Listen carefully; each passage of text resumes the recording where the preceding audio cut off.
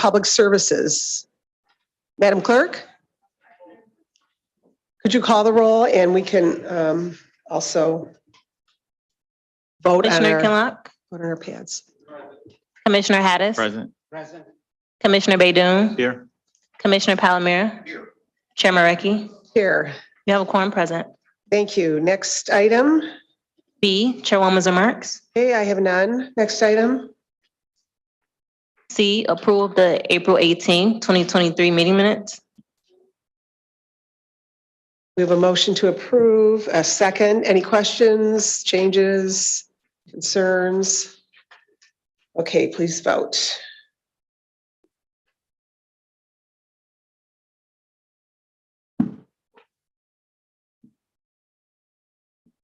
Motion carried. Okay, thank you. Next item.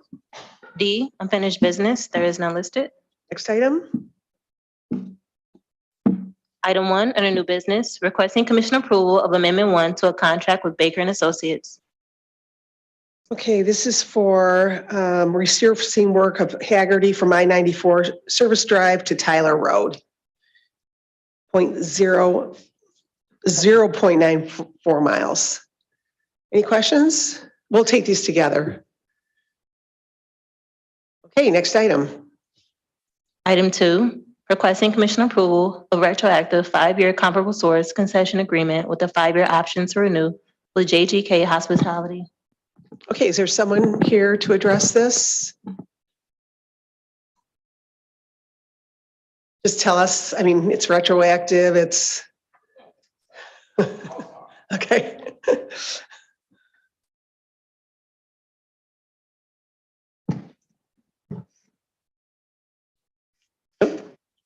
Good morning, Alicia Bradford, DPS Parks Division Director. My apologies, Madam Chair. Good morning.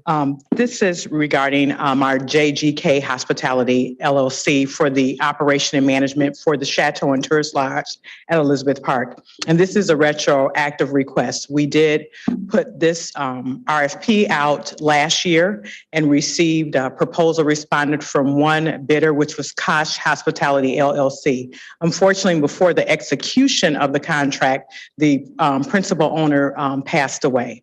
And so JGK is a corporation or LLC that's been developed by another primary on the Kosh contract, his spouse, Julie Kosh, who's created JGK LLC. So through some purchasing, discussion, through some other paperwork that we had to have put in effect, that the contract was delayed. We were hoping that this would be completed by December of 2022. Unfortunately, that did not occur. However, in the interim, there were bookings that had taken place at earliest as 21 and 22 that we wanted to make sure that we were committed to do.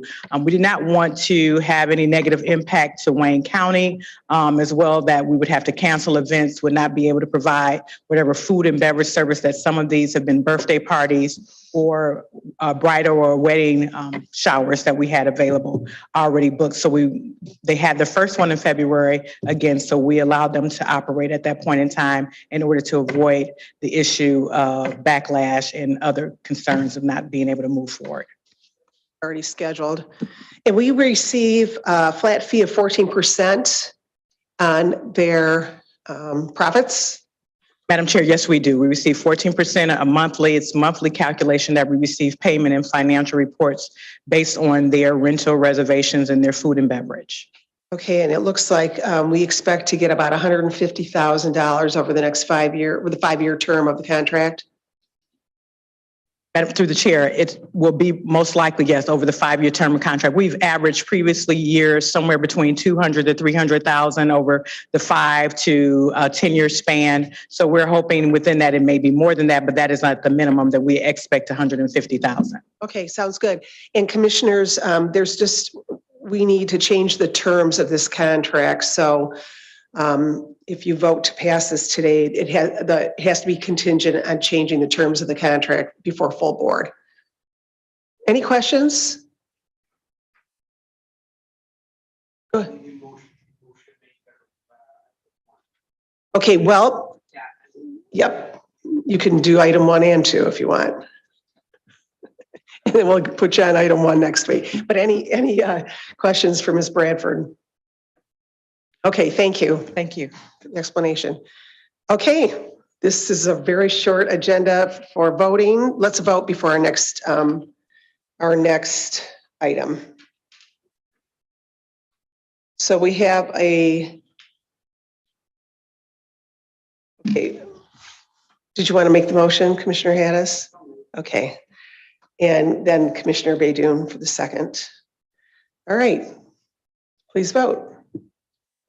Vote was already made. Wait, we already voted. Yeah. Okay, all right. Okay. Motion passes, and we'll remember that, Commissioner Haddis, for full board. All right, next item, Madam Clerk. Item 3, a discussion with the Department of Public Services leaders regarding hiring, qualifications, and training of employees who drive county vehicles. Okay, thank you, Mr. Pandrivas, for being here. Yes, good morning, Madam Chair. Good morning. It's okay. It wasn't that important. Good morning. Good morning. Yeah, I'm going to just to start this discussion off, I'm going to just refer to Mr. Slezak sent us, and by us, I mean Michelle Yancey and I, a note about some discussions that commissioners had and requesting a discussion today. And so I'm going to just read this to you just so you know what our template was in a way of what we're going to focus on, but then we can have any discussions outside of the presentation. What is the process for hiring DPS drivers? What qualifications, including specific licenses and training, are involved? What ongoing training is involved, and other related issues the DPS feels are relevant. So kind of with that as our guideposts, we got everybody together and try to put together a presentation that would be, informative to members and to the public about our drivers and the qualifications for Department of Public Services, specifically in roads maintenance, as our bulk of drivers are there, but we will touch on some non-roads maintenance division drivers as well. I want to take the opportunity to kind of introduce the crew, some of whom you may see here on a regular basis, others you may not. And so Scott Cabwatten, hopefully you've all had a chance to meet Scott. He's been here for a good 9 months or so with Wayne County. He's the deputy director. He has under his supervision all of the roads fund agencies. Elmika Steele is still a deputy director, of course. She's on the environmental and drain side of things. So I also have here, let's start from the top, Steve Shea. You are obviously all, Steve, say hi to the folks. There you go. All right. We all know Steve Steve. Shea, our director of roads maintenance, is here. I have both of our assistant directors for roads maintenance, and Robin Rivers is next to him. And Robin doesn't get down here too much, so I want to make sure to introduce her. And then Joe Tomasek with the lapel pin over there. Joe is on the operations side of things, and Robin is on the administrative side of things. And this topic actually goes through both of those, administrative and process. Also, I want to really highlight and embarrass, if I can, Mr. Chuck Garber. Chuck does not get down here much. Chuck is a wonderful employee in DPS. He is our training supervisor and is very intimately knowledgeable about this subject. With that, I'm going to kick it off to Mr. Cabwatten to do a presentation here. I do just want to mention as well, I made sure that Sue Hammoud would not be on vacation or out today. I wanted Deputy Corporation Counsel to be here because I know that it was a discussion, possibly in closed session or otherwise, about certain, settlements and lawsuits. And so I wanted to make sure that we came kind of so we all understood factually maybe, how prevalent are lawsuits against us, settlements for our department, and things like that. So rather than me bumble through anecdotes, I thought, Sue should be part of this discussion, and she does a great job with knowing her facts. So I think maybe after Mr. Cabwatten's presentation, if Sue could say a few words, and then, we can have a good discussion. I really hate that we're not on the 7th floor. That was a great environment to have everybody at the table kind of having a nice discussion. But we're going to do our best here to answer all the questions you have and to give a little information. So, well, thank you. And thank you for bringing everyone. And yeah, I think this discussion was triggered about, lawsuits and expenses on that. So I appreciate that, that you're all here. Good morning. Thank you, everyone. Again, my name is Scott Kebawat, and I'm the Deputy Director for the Department of Public Services, focusing on the roads fund side of the department. So we have our presentation here, and if we can just kick it over to the next slide, to our agenda. So we're going to touch on several points here, and really kind of as an overview in DPS. There's kind of two types of drivers that we have in DPS. Those that drive, light duty, medium vehicles, duty vehicles that don't have a specialized commercial driver's license, herein known as a CDL. You'll hear a lot of that term thrown out here today. And then there's the heavier duty, the snow plow trucks, cranes, and some of our larger pieces of equipment that by state law and federal law that require a commercial driver's license. So, our agenda here today is basically, we're going to lay it out for you. Who can drive? We're going to look at non-CDL versus CDL requirements because they do differ. We're going to look at workers who do not require CDL, workers who do require CDL. Again, different job sets, different positions, roles, and tasks in the department are required to operate different pieces of equipment, and again, requires a CDL or a non-CDL. And then we're looking at the training, which Mr. Garber is here to support us on that as well. And then just some of the throughout the year random checks that we do, and things to kind of stay into compliance and create a safe environment for not only us on the road, but everybody else is on the road. So if we could go to the next slide, please. So we'll start off here with who can drive. Well, anyone in DPS can drive. So there's not like a position, you're not position limited in DPS of this position cannot drive or this position can drive. We have by division, we have different divisions that may require as part of their work performance that they drive certain vehicles or they drive at all versus other positions may not. And we'll go into that in a second. But in order to drive for DPS, you first must complete a driver's authorization form. That's a county standard form that is processed through DPS administration as well as PHR. It's basically a background check to make sure you don't have too many points or you're driving on a suspended license. Once that's approved and authorized by the administration and PHR, then drivers or employees at that point in time are authorized to drive and operate county equipment if it's deemed necessary by their division and their department supervisor. And as I said, this is based on positions, various positions in the department. I'll give you one example here. Temporary seasonal laborers, something that actually we're hiring a bunch of those right now. In the Parks Division, they're allowed to drive and operate, small to light duty vehicles and equipment.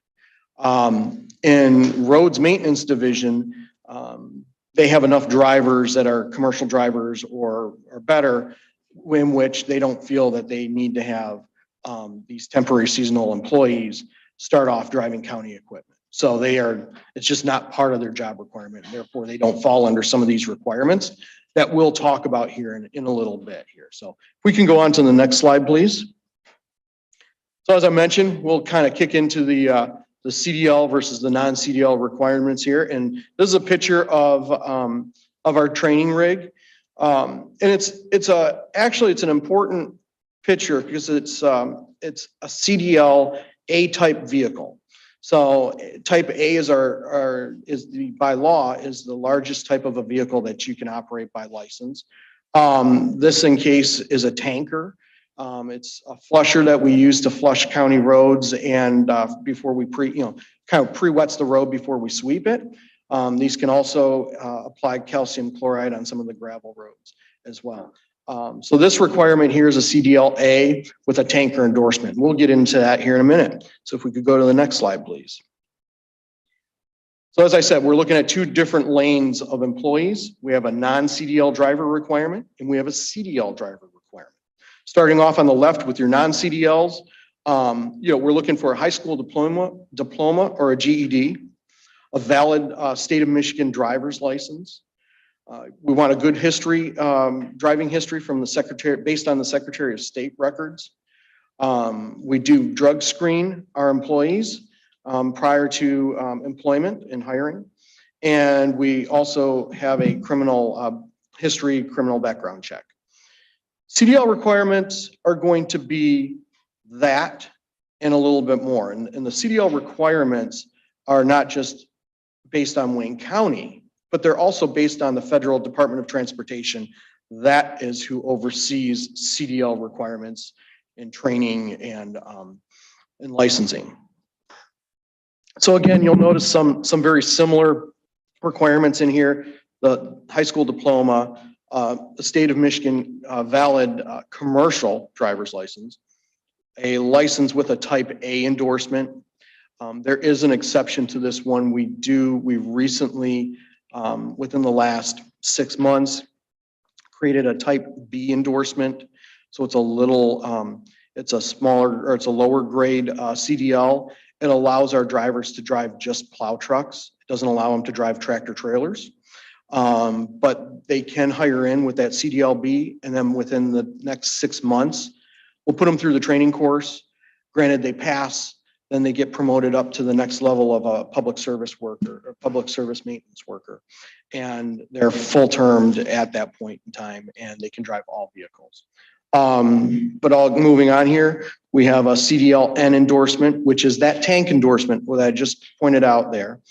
And this tank endorsement, they do need to acquire this within the first 3 months of their probationary period here with the county. Same thing again with a good driving record based on the Secretary of State, drug screen, and a criminal history check. These all happen before we hire you on, or in the beginning stages of hiring you into the county. So if we could go to the next slide. So Scott, Yes. so you said you developed a type B. Did the Yes. county do that if this is under the feds? No, so the feds always had a CDL-A and a CDL-B. Okay. Actually, there is like a CDL-C, which is like vans over 15 passengers or something. It's really minor, but there's a CDL-B. That's basically anything that doesn't articulate. Or pull a trailer. So it's your salt trucks. It's your cement trucks, garbage trucks, those bigger trucks, but they don't pull a trailer. That's a CDL-B style vehicle. And we created that position here in the county. We didn't have that before. So we created that position in the county about 6 months ago in order to get folks from those other fields outside to come to the county, to give them an avenue to drive vehicles here at the county, primarily snow plows, because we're aiming for plow season, snow and ice. But yeah, so we did create that, and that is part of our group of just under 200 different positions in DPS, from engineers and administrators all the way to seasonal temporary employees and everything in between. So if we go to the next slide, please. Okay, workers who do not require CDL. So these are DPS employees that basically operate light to medium duty equipment, anything under 25,000 pounds in weight would not require a CDL. So we're looking at, pickup trucks, Ford Focuses, Fusions, which we utilize heavily in the department for, anyone from engineering to, construction inspectors, those folks that do not require a CDL, but still need a county vehicle to, traverse the county to get to the job sites and perform their job functions. As I said, engineers, environmental inspectors, there's various positions in Parks Division, IPPM, division administrators, seasonal laborers, et cetera. So those are the folks that would not require a CDL, but still, go through that background check, go through that initial drug screening, and go through the license check before they're employed with the county, and have to obviously apply for that and be approved for the authorization form to drive for the county. So if we could go to the next slide, please. So workers who require a CDL. These are the employees that are operating and primarily in roads, but there are employees in parks. And, there's probably some others throughout the county, but these are vocational types of equipment, vocational trucks. We're looking at salt trucks. We're looking at dump trucks, as I mentioned, the cranes, vehicles that are over 25,000 pounds and, 25,000 pounds, I believe. And, have air brakes and things of that nature. So we're looking at the public service maintenance worker A endorsement. We're looking at the B endorsement, which is the one we just spoke on. Tree trimmers, 4 electrical, 4 people, sub 4 people. And then we have bridge mechanics, bridge workers, signal workers. I am just not even scratching the surface of the near, 200 category that may or may not, drive CDLs, but there's quite a few, employees. All the folks that are out there paving roads today are, I'd say 90% of them have CDLs. So that's who has or requires a CDL and goes through that process. So if we could go to the next slide, please. So CDL training. So for those employees that do not have a CDL currently and desire to move up in the county, so to move from a temporary seasonal laborer or a laborer, or maybe come from the stock room or somewhere else in the county and want to come over to DPS and drive a snowplow, we provide the opportunity to train them and to operate, to transfer over and to train them in our department. Before they come to our department, there are a few steps. And so let me back up just a second here. So the CDL employees are that come to us for training. As I mentioned, they're looking to transfer in and want that training. Sometimes we're also training for a state mandated or a county required retraining or refresher training, depending on the situation. So the state of Michigan may come to us and say, hey, this employee has had too many accidents on their record, whether it's in county vehicles on county time or whether it's in their own personal life. They may come back and say, you have so many points on your record, you have to now go through driver reevaluation training. And we have the ability to do that. We have done that in the past. Are they accurate with that? I mean, this comes from the Secretary of State? This comes from the Secretary of State. And are they do they keep up with that? Yeah, I mean, I can't speak on the Secretary of State. We know when we get notified, we do background checks as well throughout the process. And I'm going to touch on that here in a little bit. But yeah, I mean, I can't tell you, I don't work for the state, so I can't tell you, yeah, we're doing really well at it or they're not. I mean, I feel that they are probably pretty accurate on it, but does something fall through the cracks? I'm sure it wouldn't be the first time, so. Madam Chair, are you asking if the Secretary of State is accurate? Or I mean, do we find out at any time that someone should have been retrained or whatever, and we hadn't been notified because of something that happens here? If we find out there was a problem in the past and the state didn't notify us that there was a problem. I haven't been told that. Yeah. Secretary of State, I mean, it's just so automatically triggered now in the court system that whenever there is a CDL, it just gets routed that way. Sounds good. So, thank you, Director.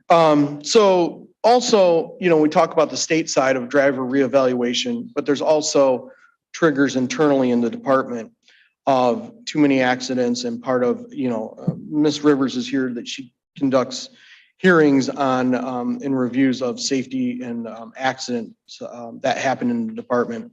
And if we identify an employee that, whether it's a cause of an accident or potentially had an accident, a near miss, I should say, we will send them for driver reevaluation in certain cases as well and put them back through a refresher course on the equipment and back through Mr. Garber's course as well. So we've done that as in addition to.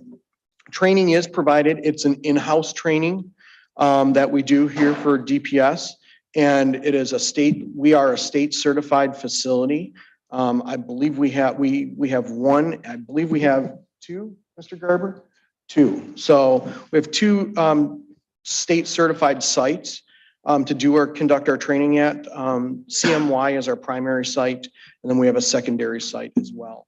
CMY meaning Central Maintenance Yard over in Romulus.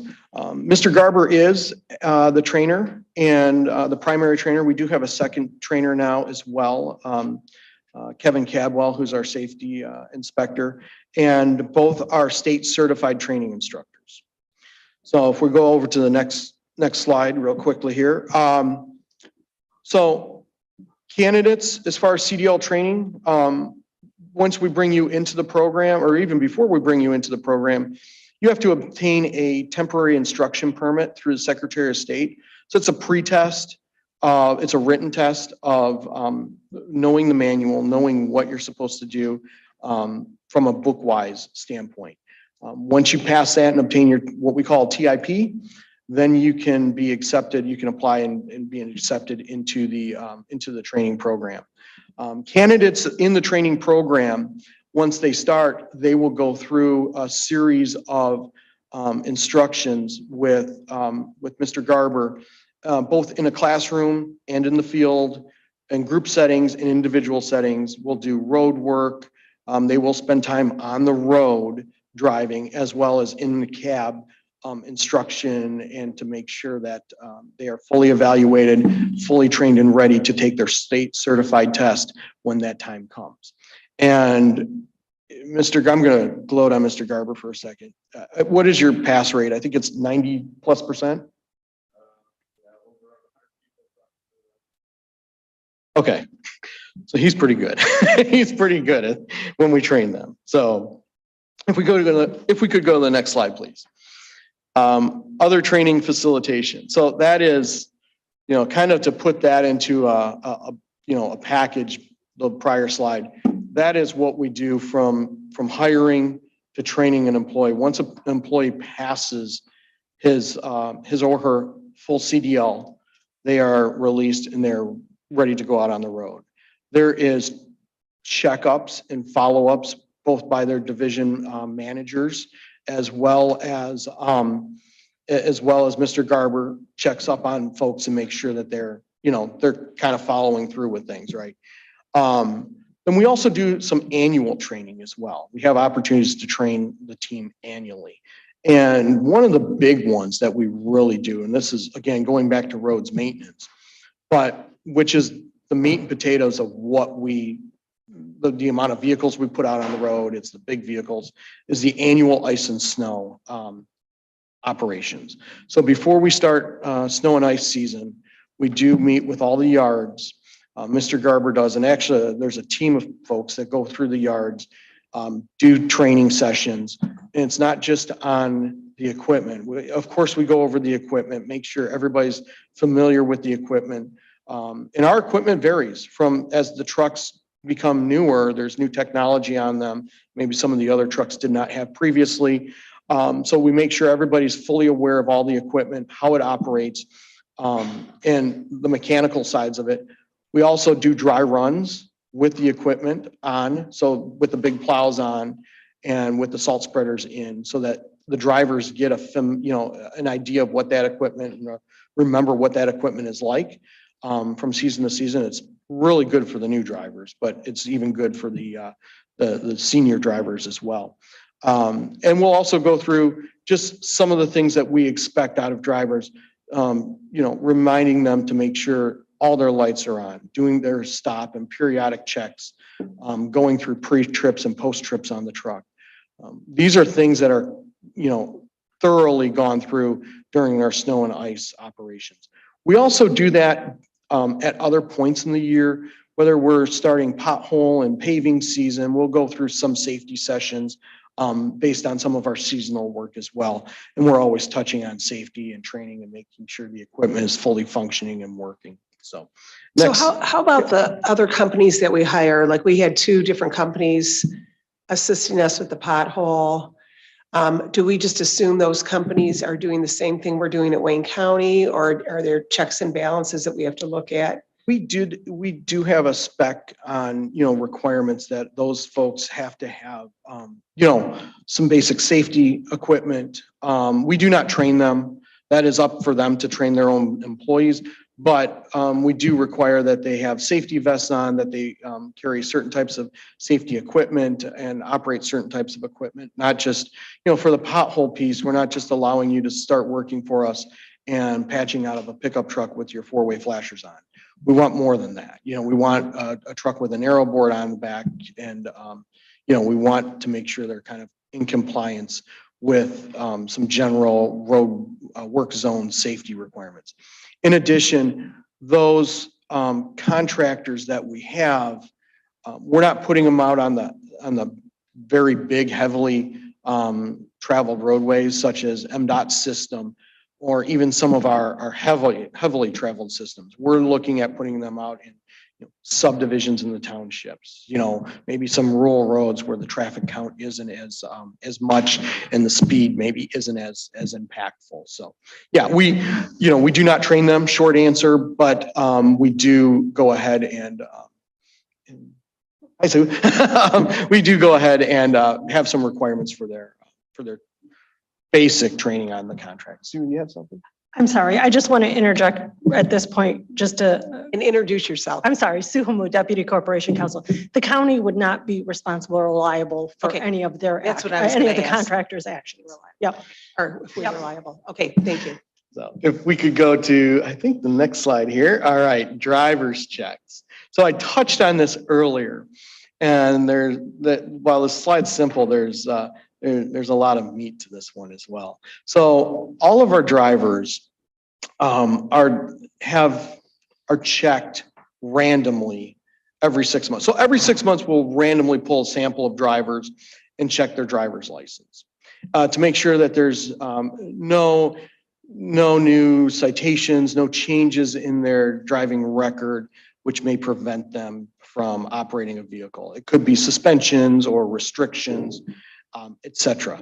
I will say that employees are required to notify their employer, especially CDL employees are required to notify their employer upon receiving a citation.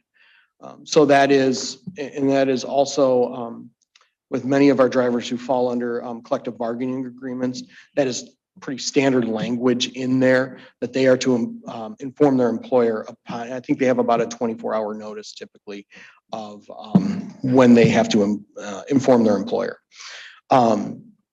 As it was mentioned before, we talked about this a little bit, notification from the Secretary of State. We do receive automatic, notifications from the Secretary of State that, there is a new hit on a record. There's a new citation, again, a citation, a change in their license status, et cetera. So we find out about those and we will take, the necessary actions. And it may be, okay, we're aware of this, but they're still in compliance with their license their license is suspended. We no longer can allow them to operate a vehicle. And there's different avenues to go down that based on what our county handbook calls for, as well as if the employee is in a collective bargaining unit. So we handle that. Each one is kind of a little bit different. And that kind of touches on the last slide too, or the last portion of that too. If something is changed in a driver's status, we will remove them from the road. May not necessarily mean that they're going to be removed from the department. Again, different situations, different scenarios yield different results, right? We could have somebody that is removed from the road, but still in the department. We could have somebody that's removed from the road that is, on suspension. The disciplinary actions we really leave that up to Ms. Rivers. And if you have, and others that lead the, work with our collective bargaining units, solely. So if you have any questions for that specifically, we can discuss those here. And I think we're just about, if you go to the next slide, and we are done. So that's what I brought for you today. We do have, several folks here, so we're open to entertaining any questions, and I'll turn it over to the director. At this point, do commissioners have any questions? Right. Can we just hold on one second? If it's okay Yeah, with no, you? no, no, I just. I just want to just say a few stop. things and then I want Sue to be able to say a Yep. few things, and then we'll sit here, discussing with you anything we did not touch or anything you want deeper from the presentation. But I just wanted to, maybe should have said this in early. I want to remind everybody, when you're looking at DPS's work compared to other departments in the county, let's say, or other public officials, our driving, our trucks are actually, our tools. They're the tools that we actually use to do many of the tasks that we need to do in the department. Being out on the road is inherently dangerous. And we're not just driving around, we're blocking traffic. We are standing on the side of the road and manually picking things up from the roadside. Things that you would never allow your loved ones to do, we have to do those regularly in our department. So our roads, our vehicles, our tools are constantly in harm's way. That doesn't make us at fault or going against any standards or doing anything that anybody would tell us we shouldn't be doing. It just happens. We have to block a lane because DPS or MSP says there's an accident. We need to shut the freeway down. They call us to shut the freeway down. We put trucks in front of drivers to get them to get off the road. They're going to come through and hit us sometimes. It happens. We might not do anything wrong. That happens. Also, want to state that we are working in Michigan and the no fault law is a little bit different than maybe common sense would have you dictate in terms of, paying out and being sued and being successfully sued. And so, I would defer all of that to Corporation Counsel to discuss it. Much like Mr. Palomera, I am an attorney, but I don't even want to dabble in letting you all know what the situation is right now with auto lawsuits. I would let Corporation Counsel handle any of those questions. But I do want to just point out, Scott talked about all the trucks and all the services that we do. It's inherently dangerous and it inherently opens us up to, being in the way of other drivers and things happening frequently. Our driver will have an aero board. We put equipment out to get hit so that our people don't get hit. I mean, think about that. It's kind of a crazy concept of we pay a lot of money for a truck to be put behind a trailer for a truck so that somebody hits that thing instead of the really expensive equipment or, God forbid, any workers of ours. But that's what we have to do today. And Ray Basham might not be here, but he would talk to you all day about texting and driving. And we know that's an issue. We know people are distracted all the time out on these roads. And our workers bear the brunt of that. So we really do try to keep them safe. We really do monitor our safety of our employees and make sure our employees are not getting hurt. And I think those numbers stack up against any organizations, any county road association or any county road agency. I also do want to point out that, you're dealing with administration here that really does care about the driving out there during snow and ice, especially, but all throughout the year. Scott, me, Joe, Steve, maybe not Robin as much, but we're the highest leadership, and that goes down through all of our district managers and department supervisors who are out there monitoring things. And we're always looking for our trucks. We listen on walkie-talkies to see where the trucks kind of are, and we'll go by there. We'll go assess the scene. If people are authorized, leaders are authorized, if they see something that doesn't seem safe, to make the call. Hey, why don't we get an aero board out there? Hey, why don't we get them to have another truck out there? Maybe because I'm seeing these, it's really aggressive right now this time of day on this stretch of road. We are constantly monitoring our trucks through an automated system that we pay for, software. We see where our trucks are at any given point. And frequently supervisors will drive by that site and make sure people are doing the best for them and their crews to stay safe.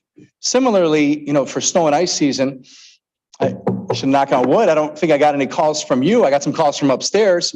Sometimes our drivers will drive and the snow is a certain way, like heavy, and they're going too fast, perhaps for conditions. They'll cause some property damage. They'll cause damage to, Commissioner Marecki, you have district, Alhadas, you have a district where there are a lot of mailboxes on the side of the road rather than on top of houses. So we're always encouraging folks to check your mailbox before it snows. But damage can happen due to the snow, and sometimes we're at fault, sometimes we're not at fault.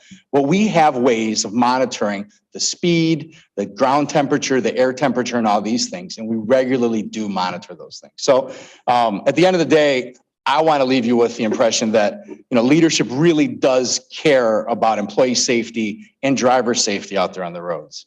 And I think Scott touched on most of the other things. Sue, did you want to make any comments? Well, would you be able to make any comments based on what you heard and your own independent research into lawsuits? Good morning, Sue, Morning. Hamud, Deputy Corporation Counsel. It's kind of unfortunate that this presentation is not being made also with the Government Operations Committee, because as Director Kondravas stated earlier, this request came about with respect to some of the settlements, and generally we're presenting those settlements to GovOps. So I just want to let the members of the commission know, in terms of, I just want to give some context with respect to lawsuits and settlements. And I just want to give you some statistics with respect to the last, from 2018 to 2021 of traffic crashes in the state of Michigan and then in Wayne County. And so like in 2018, there were 312,798 injury car accidents in the state of Michigan. Of those, 54,072 were in Wayne County. That's not to say a Wayne County vehicle was involved, but that's how many were in Wayne County. During that period, we paid one settlement.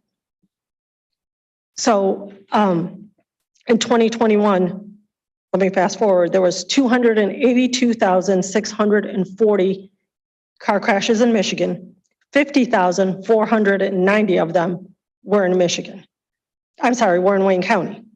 We paid 3 settlements during that time period.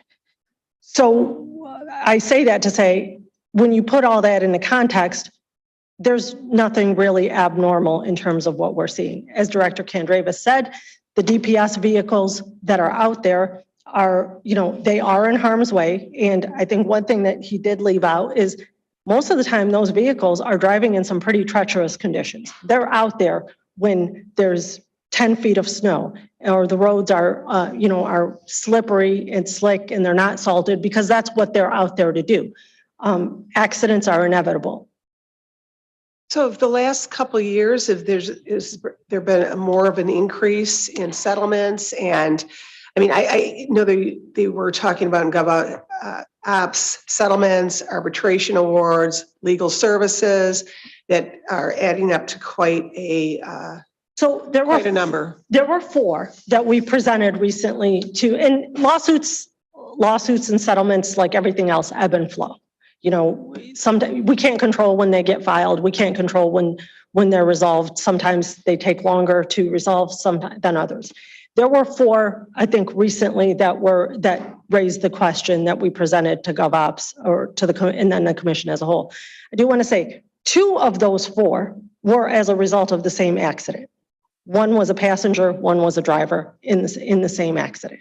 So we were really talking about 3 accidents that we presented to the commission for settlement. That being said, the total amount of exposure, and I'm not including the arbitration because the arbitration has not happened yet. So I can't say what that figure is going to be. But aside from that, I think the total amount of the 3 was $170,000 that we've paid out. We're just paying out, not just. Yes, that we've settled, right.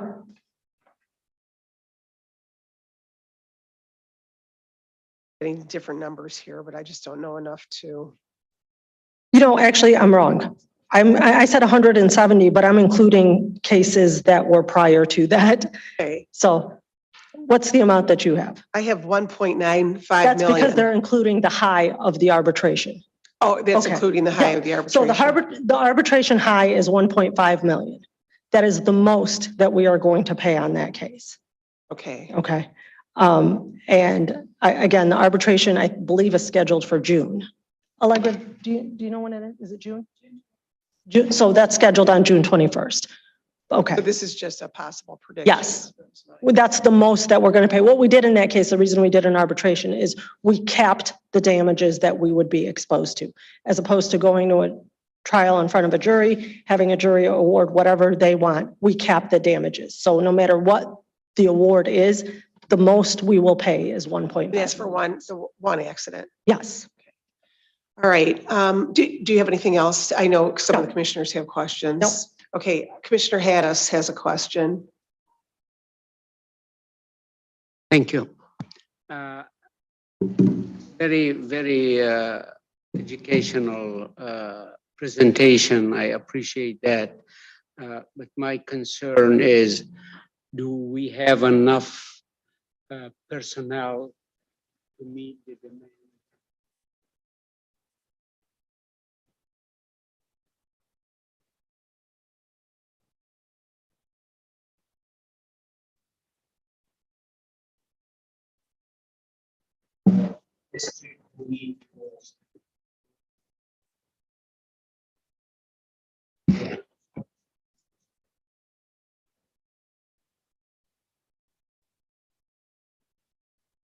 Well, I am Andrew Kendrievas again. I would never say I have enough people. No, for sure. We are desperately trying to recruit talent and bring in more workers. So no, we don't have enough. I don't know what DPS director would have ever told you they had enough, though. Even if you looked at maybe the height of hiring, I don't know if there was enough for all the demand that's out there on all the infrastructure needs, especially now after we've gone through so long, of disinvestment, of not really getting enough money from the state level to keep up with the increases in costs of not just wages, but materials and everything else we need to do. So no, we don't have enough. I think we have a great workforce and we add every day to that. So we definitely have enough to do it safely. What we're going to do, we're going to make sure we keep it safe, and everything that we can do in-house, we do in-house. If there are certain tasks that need to happen, then we go out, and seek support from the private side in that. But no, Commissioner, we're actively Let me filling put the roles. question in a different way. You have a standard of how many jobs you have. You have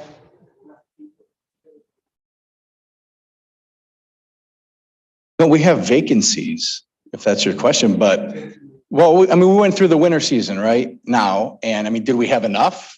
Nobody was buried in snow. We got out there and made the roads pretty darn safe this year, considering a lot of the ice and issues that we had. But, some of you might still be seeing some wood and some debris from the ice storms, right? It's going to take us 2 months to pick up those things. We're not alone. Every city and township is in the same boat of still cleaning up wood debris from that ice storm. So is it enough? Well, we do enough to make sure roads are open and safe for passage. It's not enough if, you got a 1950s level of what the road system all looked like and how frequently things were repaved. It's a different world today for sure. Yeah, my concern. Commissioner, is- could you talk into your mic? My concern is in the past, when we don't have enough people to do the job, we go to private contractors. Or we go into any private contractor this year, and they cutting the grass. Oh, yeah, and cleaning the absolutely. ditches. Yes.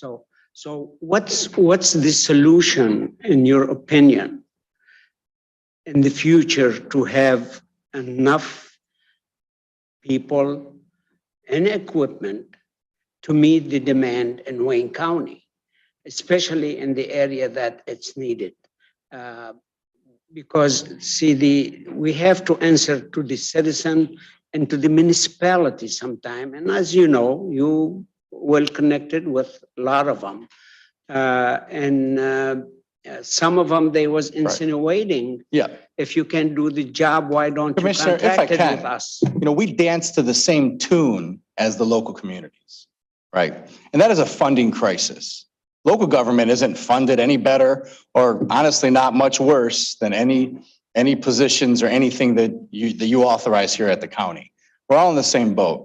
So if you're going to ask me, what's my solution? Are we talking in a fantasy world? My solution would be restore funding same proportionally as it was previously when we built out all these roads and built into this infrastructure. But that's not going to change. All of a sudden, your residents and my neighbors and my family members aren't going to want to pay a whole heck of a lot more in some kind of tax or user fees than they got to pay now, because people aren't happy now. They're not going to be happier paying a lot more.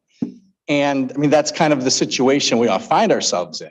I don't promise to any local mayor or supervisor that you're going to see an improved level of service than you've ever seen in your history. I'm going to say we will use all of our resources and our talents to make sure that we can provide as best as we can for your residents in an equal fashion across the county. And that's really, I think, the best that I can offer. I see it from different viewpoints. I see as a government, we have to always look to the demand and the need of the people who we represent. And if there's something we fell short with, that it's the center of attention for us to see what we're going to do about it, not to get to those situations to where the people feel we're not doing our job for them, especially if they're dirt road, ditches. In some of the area, the infrastructure, it's very old and the capacity increased because they build a new subdivision and a new thing. All what I'm asking is we need to be up to speed to see the demand and the infrastructure need to meet the increase of capacity in certain area. It's a different district, different need. The situation, you don't have one size fit all, but you have one department to service all.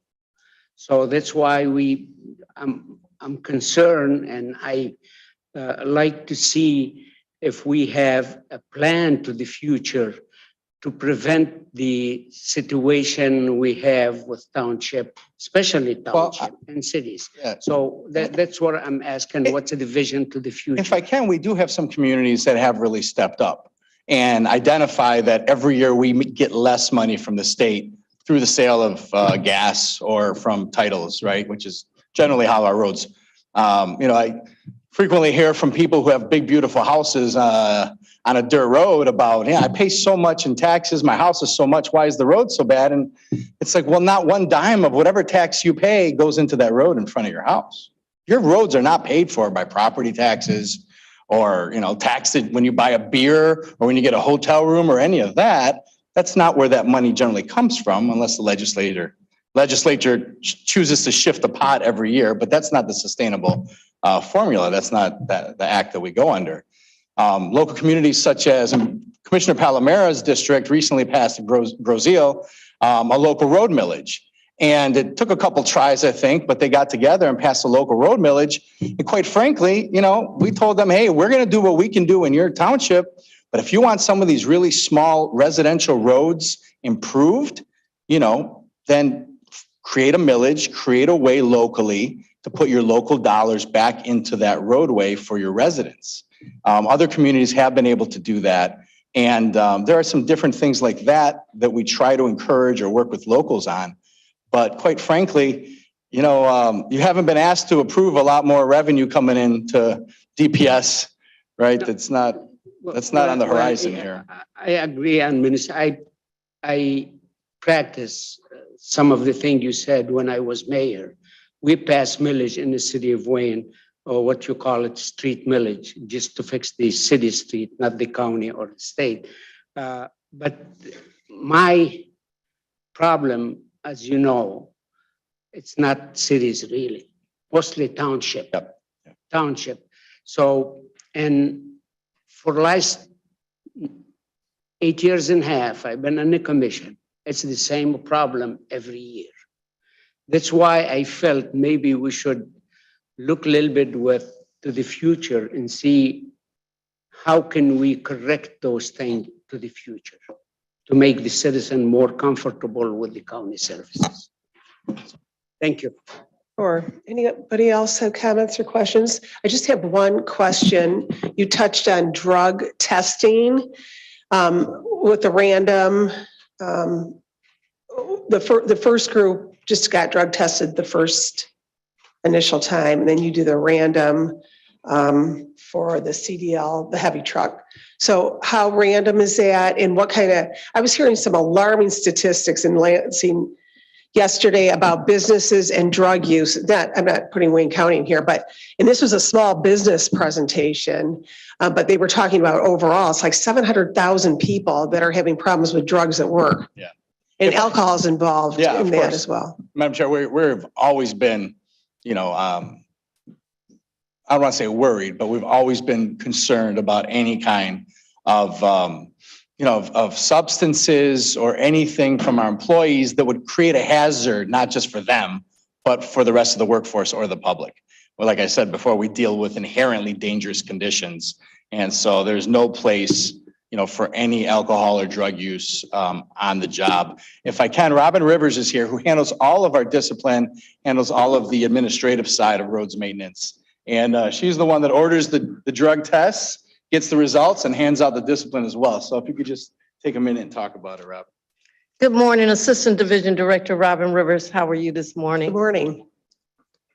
As Director Kendry was indicated, we do have random drug screening. That random drug screening is monthly. Sometimes we do it more than monthly. In addition to that, in accordance to the policy and the CBA, we also are able to do a reasonable suspicion drug screen, and we do that as well. What that is if our supervisor or some other employee brings it to our attention that the behavior of an employee suggests that maybe they've been abusing an alcohol or a drug, we're notified and we demonstrate to PHR that we have reasonable suspicion to send our employee for a drug and alcohol screening, and we will do that as well. After the results are returned to us, the alcohol results are returned the same day, within a couple of hours.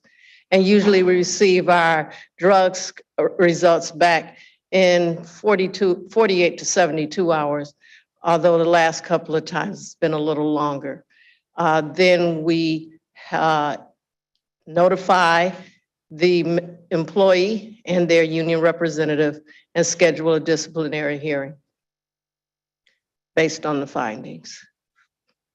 Great. Once a month is more than I thought, so that's good. Any questions? I just want to tell commissioners too, your presentation will be on our YouTube channel if anybody wants to see that, and hopefully government apps, as Sue mentioned, hopefully Commissioner Basham can look at that if he would like. But thank you everyone for being here today. And, we appreciate all of what you do for us, and we appreciate our workers, and those are dangerous jobs, and people need to look out for the workers that are on the road in any situation. And there's severe penalties if you don't do that and hurt someone. So thank you, everyone. Anything else? Yeah, go ahead. Thank you, Madam Chair. Thank you, Andy, for this presentation. I want to take this opportunity to again thank you and all the directors, Steve, and everyone that I deal with. You guys do an amazing job, and it's a lot of work, and we understand. But thank you for everything that you guys do. Oh, Commissioner Clemente just joined us. You're allowed to talk. Oh, there you go.